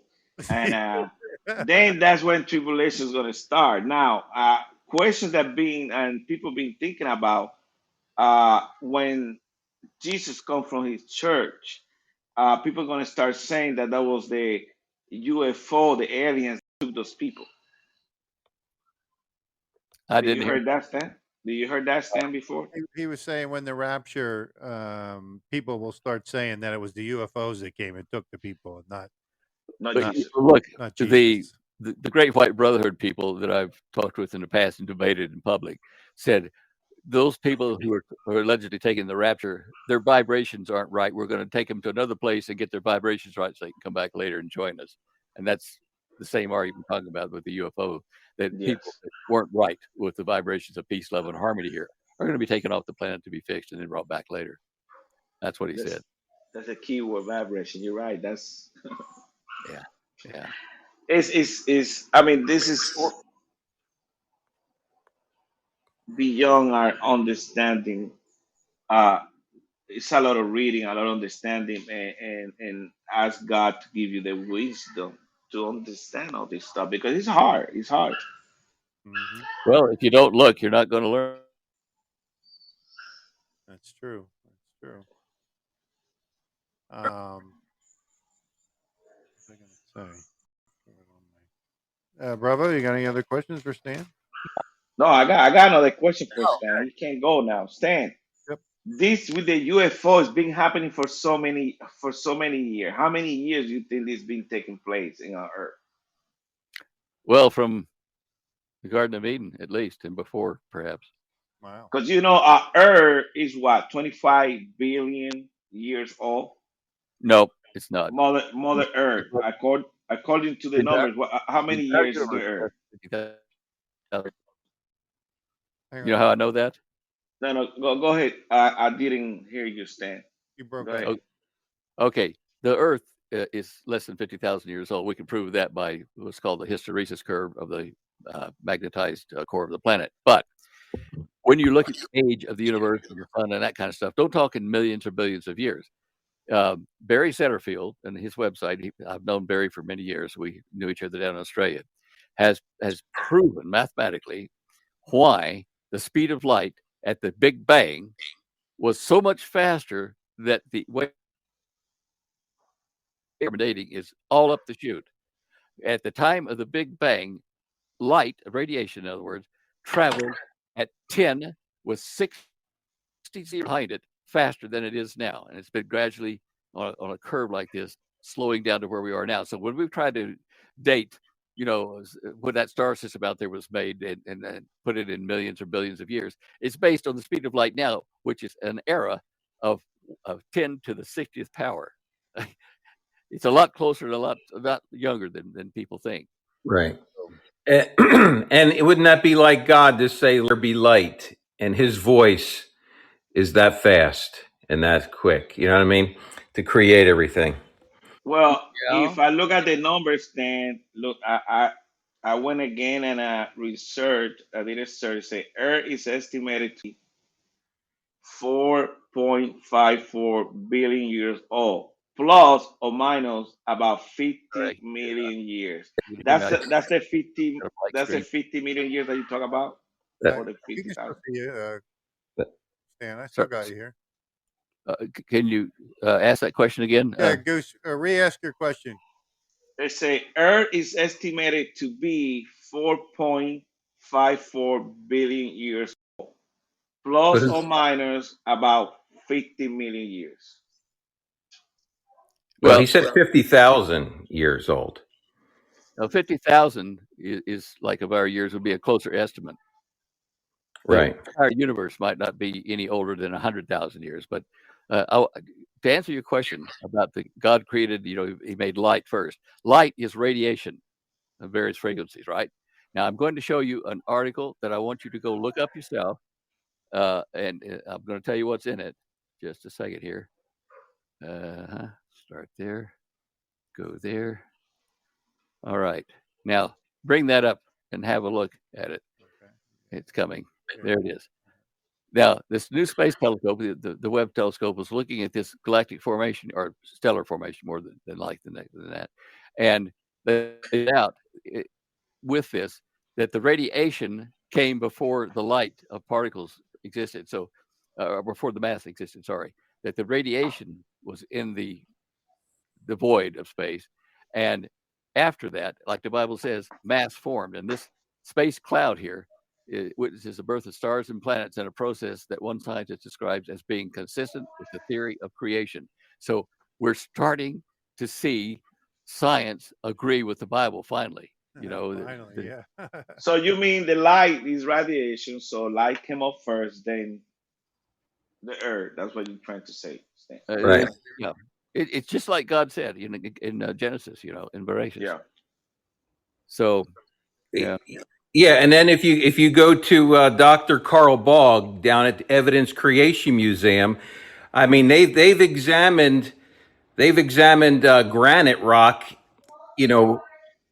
5 or 10 miles down under the ground, and it's identical to the rock up top, and it's got plutonium halos in there that has a half-life of like 0.00000 something or other, which means that those plutonium halos had to be captured in a microsecond, to be able to capture those in the rock. And what did God say? God spoke it, and he spoke it, and it happened. And it supports the science that's out there, supports a lot of this stuff, and they found hammers in coal, which is not supposed to be there because it's the wrong time frame where they found it. It doesn't match what they said for evolution. I mean, there's all kinds of things. But Stan, the science give the sun, which is radiation, okay, 4.6 billion years old. The Earth is younger than the sun. So, in regard to what you just said, yes, it support what you just say. That radiation was created first because the sun was created first, and then the Earth. But Goose, understand the way that traditional science determines the age of everything is on the speed of light, the speed of radiation at 186,256 miles per second. Okay. That's the benchmark they use. You're the professor. I'm writing down. I'm taking points here.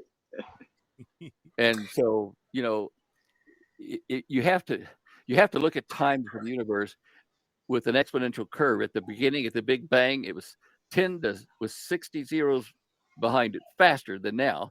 And it's come down to where we are now to leveling out. And here's where they're determining the speed of light, which they're determining pretty accurately. and Well, it is now, not then. but the speed of light, I mean, and like when we talked earlier today, talk about the 10 light years that Mary talked about, then that's like 58.96 trillion miles. And then we get a little bit more confused because then it says 270,000 years to get to Earth if it's that far away. But then we talk about the different portals that we have that maybe they're taking those portals. It doesn't take that long to get here. It's so weird, Stan. You gotta have a freaking PhD for this stuff. Portals are transdimensional travel, and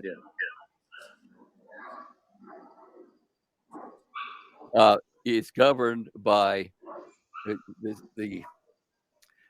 density of space and the speed at which you're traveling and how you are traveling through space, if you're pushing or accepting. This is the fallacy. All of the way we date is by radioactive decay, which is a function of the speed and decay of radiation. And if it's slower now than it was at the beginning, then your figures are going to be way out, and that's It's why. not, Stan, it's not gravity. It won't be gravity instead of radiation, or radiation create the gravity.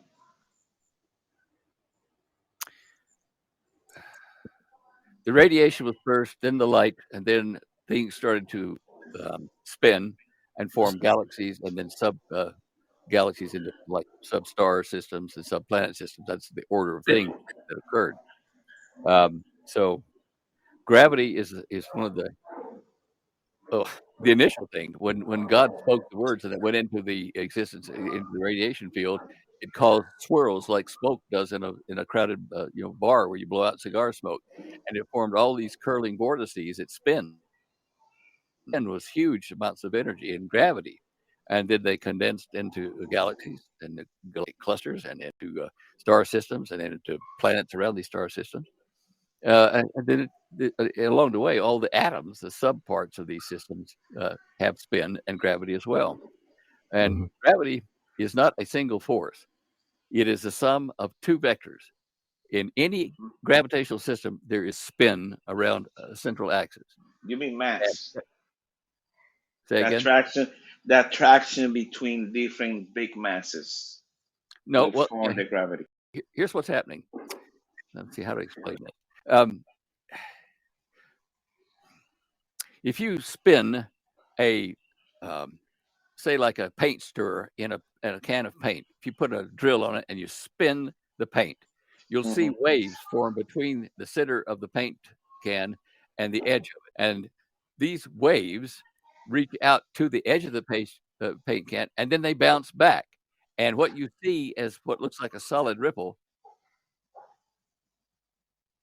out, and the waves coming in, and they form humps at various radii around that spinning rod in the paint can. Gravity is a function of forces from spin around an axis. That spin throws out particles into space, and then they reflect back and form a net vector, which, in fact, talk amongst yourselves for a minute. Let me see if I can find this, and I'll show you a picture of what we're talking about. Okay. Just a second here. Hey, we got to take care of that. Stan is here today, so trying to be like a sponge and get all this information together. Yeah. Not because gravity is that attraction between different masses, and it formed the gravity. That's what I understand. I don't know if most people can even understand that, though. It's not an attraction. It's the sum of convergent and divergent waves in the medium of space, and they form gravitational, or like nulls, where the two forces equal. And on the surface of the Earth, if we were to dig down through to the core and drop a stone, it wouldn't go over the core of the planet. It would go down a little way and then stop, where gravity, where the inertia of the spinning waves cancel and make zero. Down into the core of the planet, you would find this so-called gravity is again forming at different levels all the way to the core. Now, I've got to find this thing here and show you here. Let's see. Maybe it's in my gravity section here. Stan going to gravity section. That's what. And while you were looking at that, Stan, isn't it true that the moon actually proves the young Earth theory also that when they were planning the lunar modules to land on the surface of the Earth, they thought because the Earth, their idea was millions of years old, that there'd be like 4 feet of dust up there, and that they might lose those, you know. So they put these giant paddles on there to try to keep it on top of the dust and all this stuff, and it turned out to be like 1 or 2 inches of dust up there. But that's why they never landed in the moon. Remember that, Bravo? They That was landed just on the a moon. that was just a movie. Yeah. Yeah. Did you heard that before? That they never landed. Some people believe that. Some people Yeah. Yeah. What do you think about that? Well, just give me a second here. I'm trying to solve this other problem to show you something. Yeah, come on. I mean, Come on. some people believe that we didn't land on the moon. I mean, Well, some of the pictures and videos that you see, you wonder. Yeah. people got some good theories. Look at this stuff that the evidence that people present. You're like, makes you really wonder if there's any truth to it. Oh, is that coming through or not? Let me see here. I don't see anything yet. Application window. All right, let me try it again. This will show you what I'm talking about. Gravity here. Come on, share screen. Share. Photoshop 2023. Okay. Are we there? And now we allow this. Hasn't popped up yet. And you cannot see it. No, it didn't pop up on my side. Okay, I figured out what I'm going to do here. Just a second here. All right. That one is there. So if I do this, go like that. Okay, so let's see here. Okay, I'm going to try a little trick here. There, it worked. Okay. Now we'll get back to you guys here.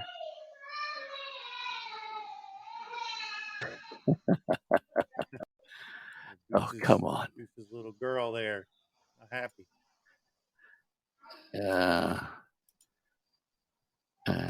There. Select gravity waves and allow. Oh, there it is. Okay. Let me get it. Can you see it? Yep, there it is. Yeah. Okay. Now, this is a spin in space of the spin around the center of our solar system. The sun is in the center of it, and it has several layers within it, like these things show.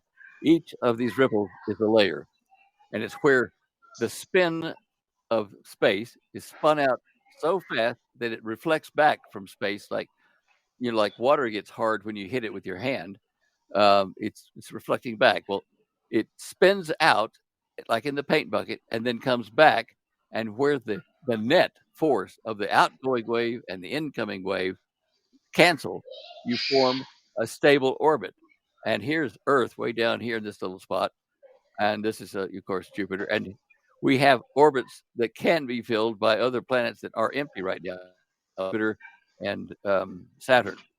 But these purple things are unfilled orbits. But it's where these spinning forces net to zero that you have this, a level, a surface, or an orbit. It's not an attraction. It's the sum of the spin wave out, reflecting back in space, diverging wave, converging wave, where they meet, it forms this ripple, this stable orbit, and it works that way in galaxies and stellar systems and planets and atoms. When you have an asteroid, you say, well, why does an asteroid have gravity? Well, an asteroid has strange gravity. It has gravity made up of the atoms within that asteroid as it cools. There will be a clump of atoms that are organized one way, and you'll have a hot spot of gravity on that part of the asteroid, and on the other one on a minor spot. But all that asteroid, the sum of its gravitational pull, is the sum of all those spinning atoms and clusters of atoms, what the net zero effect is. And so you have that mass, and say it has a gravitational mass of X, and it's from all the spinning atoms. Sorry about that. I was Goose's side. I muted. Mute, He mute keeps yourself. unmuting. Yeah, good. Mute Hey, yourself. Bravo, I'm trying to learn. No, I know, but mute yourself when all Mute that noise is going yourself. You're Well, screaming. I had Hassel 6 asking me questions. on. All right. So what? Robert, were you asking a question, or was it? About gravity, it was me about gravity. Now, Stan talked No, I mean, uh, go ahead. about the asteroids too. Remember, the asteroid is the force so immense that if we bypass the gravity, maybe we don't see it with our eyes, but the speed we slow down, but still they're so fast that we break into the density plus how big the asteroid is. And Goose, this is getting too boring. no, it's not boring because like when you guys talk Hey, about hey, you just haven't had enough happy juice yet. I have no idea what you're talking about. no, you don't, because I mean, what Dan is saying, a lot of this stuff comes together to what we're trying to talk about. Everything that's going to happen with Earth. We jump on how many years we are, and then that's when we talk about when everything with Jesus will happen, the 6,000 years ago or 5,000 years ago when the flood happened, and all that kind of stuff. People Well, don't yeah, and understand. there's also easier things like we know that we're getting closer to the sun a certain distance every year. If you multiplied that by the age that they tell us that the Earth is, we would have burned up 50 million years ago. You know what I mean? It's doesn't nothing they say makes sense on the law. They can throw billions of years into anything, and people say, "Oh, well, I guess that could happen that way. It's a billion years. I don't know. Wasn't around." I mean, it's not true. The Lord said it. It's been about 6,000 years, and I don't think it's that much longer than that. Well, Okay, that's what you think. well, for the creation of Adamic man, yes, Garden of Eden 6,000 years ago. But I think there were some,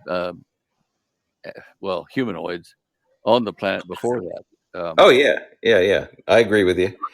I went. There's actually in Genesis, it kind of alludes that there was another flood before that flood, because why would God promise not to flood the earth again and do that? The wording of it is that it happened once before that. So Remember in Genesis. Bravo. It haven't happened again since that day. So don't come out that came out that happened again, okay? It didn't. Goose, uh, Let Stan talk, guys. Let Stan Go ahead, talk. Stan. Go ahead. in the beginning, in the book of Genesis, Bereshit, it says, "And the earth had become waste and void, bohu tohu." Now that means it was at a state of nice and pretty, and it had become waste and void. Do you understand that? Thank you. Before, that okay. means there's two Now, floods. There was two floods, Goose. God promised on the second flood. What he's getting at. Hey, Hang on. Mary, can you go ahead and Yeah, mute? hang on. Let Stan finish, please. Go ahead, Stan. I don't know that there are two floods. I don't know what scripture you're talking about, because it says the earth will be destroyed by fire, not by flood, by water. Thank you. But Thank you. when I went down to San Francisco, I talked with the Dakota wise men and the Matai wise men about the legend of this place, and they say this is where God came down from the sky and made man, and then went back up into the sky, so they grow crater. So that was the Garden of Eden. There's no question about that in my mind. I stood right where Adam and Eve stood next to where the two trees were. It's there. And my whole crew, we all realized it at the time. You think your hair to back your neck that time. But that's a damage, man. That's not the Homo erectus that's buried out there outside the Grove Crater in the museum. You know, those are other kinds of beings. Adamic man had a soul that was connected to God, and we got cut off. And you know, the rest of the story. But that's where it happened for now. What happened before that, we don't have enough information to trust. It's hard enough to get surviving records of the time of the flood, right after the flood. there was no way to keep these records that we can find now. But we have to go with what we know. At least in the Garden of Eden, and before that, there appears there may have been an organized Earth and maybe beings, and I don't know. How did you? I mean, on that same topic, how did you come about finding the Garden of Eden? I translated, read in Hebrew the Bereshit or Genesis account, and followed the clues about the four rivers that came out of the Garden of Eden, and the one river that fed it. And one or two of the rivers were the Tigris and the Euphrates. And in the Hebrew, I found a way that they used to use plural or in pieces, and that's to repeat the name of the river. Now, Euphrates in Hebrew is Ephrat, and in the older text about where it was, it's called Ephrat. It was broken, and I followed back where it came from, all the way back up into Tanzania to the 10,000 foot altitude plateau there of the Ngoro Plateau where the Garden of Eden was, and I found all other rivers, all four of them, where they came off of that mountain and formed grooves between continents like India and Africa, and into the Mediterranean to make the Euphrates, and then around Iran, most of Iran today, to make the Tigris. What you're seeing, Tigris and Euphrates, are the last end, the last part of these great rivers that came the Earth all back together, put the continents back together in Pangea form, and the planet was 75% smaller in diameter than it is today, and so it made a big difference in where the continents fit and how the rivers flowed. And I used every clue I could find on the Garden of Eden in Hebrew, and met every one of them, and they all ended up at that one place there. And when I went there to the Ngoro Plateau or crater and the plateau, I talked to the locals there, and they said, "Oh yes, this is Africa's Garden of Eden." Well, it's the world's Garden of Eden. It was the thing. They knew that, Right. and they've been keeping it for thousands of years in those tribes. Wow. We found a hill inside the crater of the bottom. It's a collapsed volcano. We found this hill called Ingatati Hill, and it had place on it for a mound one here for a tree, a mound one for a tree here, and a spring came up in the middle of it and watered it and ran down into the floor of the crater. From standing on that hill in the middle of the crater, you could look around and see all the other trees and vegetations in that 100 square miles of Garden of Eden. You could see down below in the garden floor, you could look up at Ingatati Hill, and you knew that those trees were not to be touched. There wasn't a mistake that you accidentally ate fruit. Those trees were set up above to show you, don't do this. And so they had to consciously violate the rule to go up there and do it.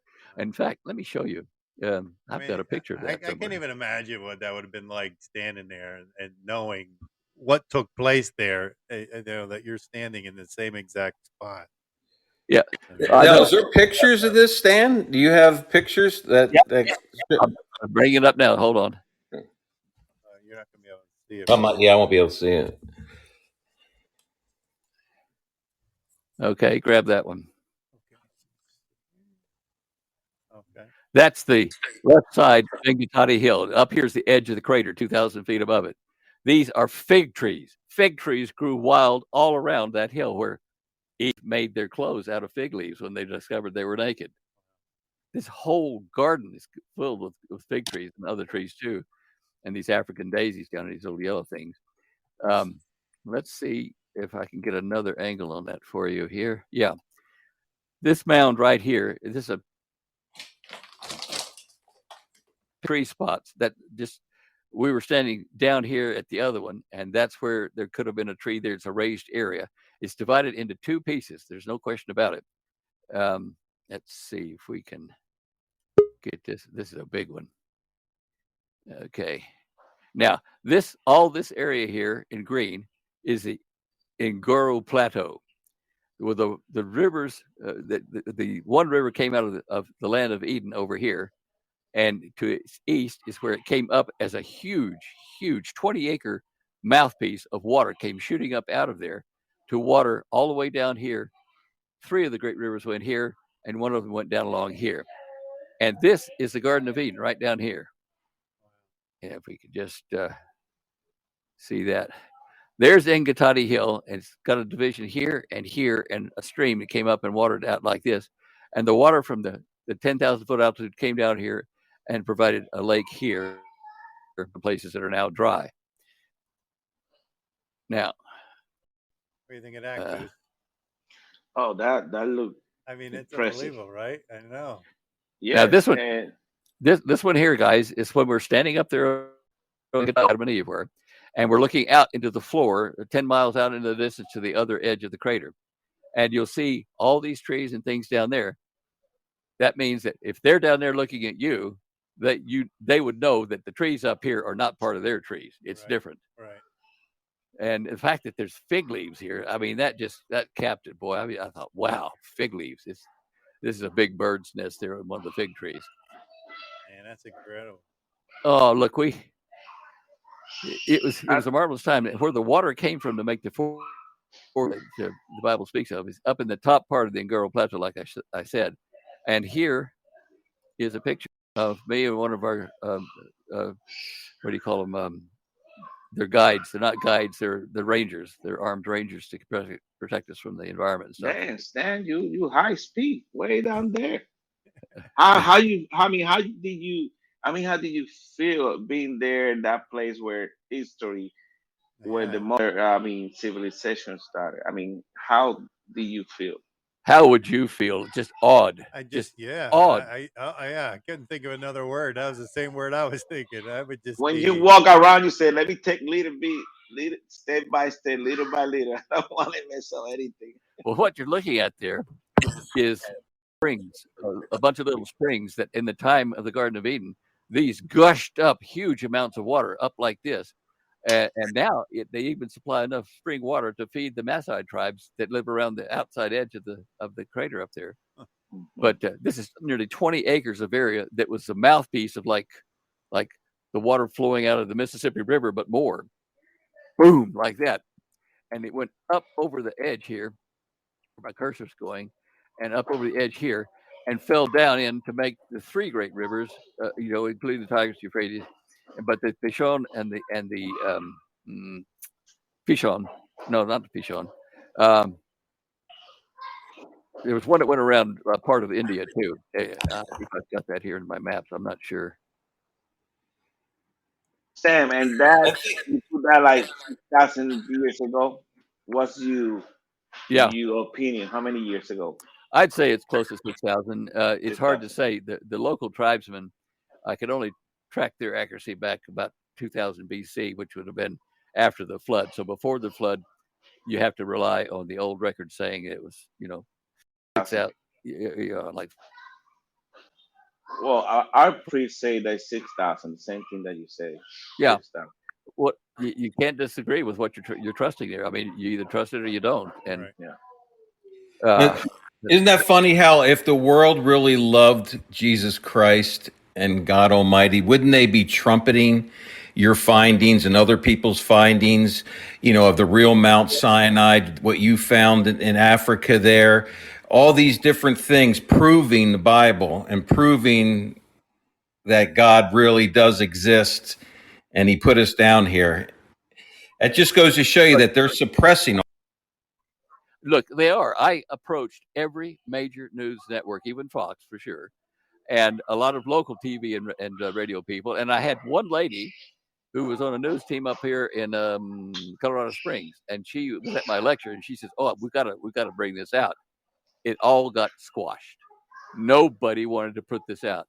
I went to the History Channel, right? And they sent out a lady. She said, "Okay, look, we can make a documentary of the films you took there. You have to sign this piece of paper, though. It says that we will own all the rights to all of your material, and you can't talk about it anymore." Bye. Yeah, see ya. Oh, that's how they suppress it. Yeah. Wow. Yeah. Mm. Yeah, I'm just so blessed that Christina and Jared Gretsch is their last name. They funded this expedition over there. They're Christian folks. They said, "Look, you gotta go over and we'll bring cameras and we'll film all this," which they did. And I've made a lot of it into videos and stuff and showed it. So how do we get your videos and stuff? Can we get that information?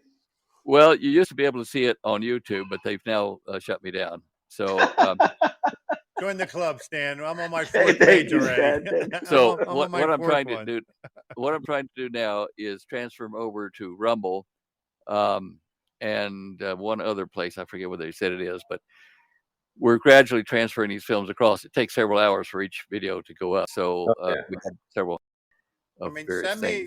Send me any information, and we'll put it out there. We'll put it on our all our social media, links to everything. I mean, so people can see what we just saw. I mean, Well, I'm going to try to show you. How much time we got left here? Let me see. We got about 8 minutes. Okay, I'll look very quickly. I'm going to see if I can find we got less than that. Okay, just a second here. Eden Images. Maybe it's in there. Whew, those are big. Yeah. Oh, that's the lecture. Okay. Give me about 30 seconds here. I've got to look through a few of these here. Sure. Let's see. Eden production items. Wouldn't it be nice to have like a poster of some of those pictures of Stan what he has there? I mean, that would it'd be unbelievable. Think about these things, but it's probably a good idea. I think you can use Google Earth and Google that place. Yeah. That's right. I guess I could, couldn't I? Yeah. They still allow photos on those things. Okay. 10 scene trip shops for patrons. Let me see what I put in here. Images posted. Oh, okay. I tell you what I'm going to do. I'm going to bring up the share screen of this folder. I've got all the stuff in, and we'll just dive in and see what is of interest to you here.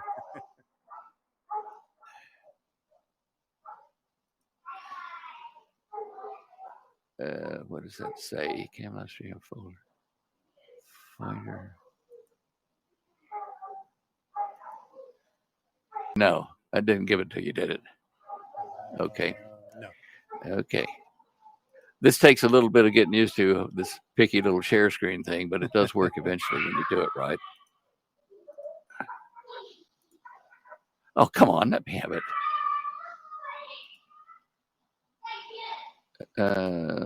Okay. Oh.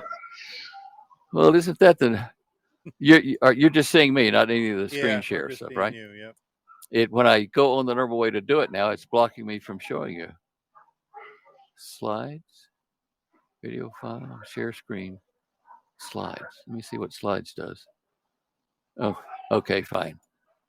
Yeah, you see, upload file, PowerPoint and PDF. One more time. Let's try this here. I have another idea. I know how we'll do this. Well, if it just let me do what I was doing now. Select window or screen. Let's say that's that one there. Okay. All right. So we're allowing that. Are you? Yep, I got it right here. Let me add it in real quick. To do is throw photos up onto that I want you to have a look at. This one here is a silver coin, 0.925% pure, that we made for the expedition in 2016 to commemorate it. And we gave one of these silver coins to each of our guides, our rangers. And also we put one into the water at the very top that I showed you, that 20-acre area. Uh-huh. We buried one in the middle of the water there to commemorate the trip there.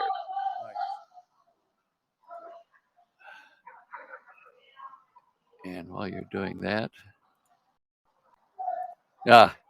and this place that we called Adam's Driveway. This is the road going down into the Ngoro crater, which was the Garden of Eden, with what do you call them? Acacia trees hanging over that as you drove down into it. And so anyway, that's Adam's Driveway. We're gonna have to get you back here again so we can go over all these things, and also I want to hear about the Atlantis too. I want to hear about that. So we're gonna have to get you back for that. Yeah, we'll have to do it another time. There's just so much to talk about that it's a shame that YouTube axed my things there, but there was a lot that I had up there you could look at. But yeah, anything. I mean, you can email me and I can put it up so our viewers can. Okay. Links and stuff. I mean, if you got links and stuff to send me them, and I'll put them up on our social media, and that way people can look at all that stuff too. Right. Okay, I'll do that. Okay. I have to explain a few of these Do things. you see the forbidden tree? I mean, which one is the tree? Those are just where the trees grew. It was where they were, but they're not anymore. It's a raised area, 2 raised areas in between a stream up and water that went down into the rest of the garden. That's what we were looking at. Yeah. I'll tell you what, though, the Tanzanian government had fenced off a portion of the top of that hill there, and were testing how fast and how healthy it grew in that area. They that way anywhere else in the Ngoro crater or in Africa. It's conducive to growing things there at that place. So that's a good place to put the 2 trees. And they're trying to figure out what the magic of the soil is there. So they could know. Let's see. Stop sharing. Am I sharing that screen? I am, aren't I? Yeah. I knew that. I don't. We're probably just about. We're getting close here. I mean, I'm over the 2-hour mark, so they're going to cut me soon. Okay. All right. I'm stopping sharing so I can say goodbye. Okay. I mean, we really appreciate you coming on. I mean, this was great. I mean, a lot of information. And like I said, I definitely want to get you back at some point so we can continue this part of it. And also, I really want to hear about Atlantis too. I'll send you some links. Okay. Yeah, I've got Atlantis up on Rumble, I think, and a couple of others. I'll send you some links. Yeah, send me some links, and I'll put it all on our social media, and I'll put it on the webpage, and so people can look at that stuff too. Great job, Stan. Great job, Stan. Appreciate it. We really appreciate you Thank coming you guys out tonight. I've enjoyed the fellowship. Yeah, it was great. It was great. Barrow, any parting words? Bravo. Oh, no, I'm good. I'm just so glad you were here, Stan, and we learned a lot, and we want you back again. I'm interested in Atlantis too, to hear about it, because I've done a little bit of investigation also. Yeah, so that's really good. And remember, guys, he's on with Pastor Paul Bagley at the end of this month. Sometimes you can go to his website and find out when. It's going to be a lot of people there, and Stan's one of them. And like I said, we're going to have Pastor Paul back. I'm just waiting for them to confirm a date, but we're going to get him back. Yeah, we recorded all those things probably ago. Yeah. They were putting it all together for the presentation. Yeah, he's a very busy guy, so it's kind of hard to nail him down to. All right, guys, let's right, cut it off. We'll talk again, much, okay? All right, we appreciate you coming out. Thank you very much. Thank you for the invite. Sure. Good night, guys. Good night. Thank you, Stan. Thank you, Stan.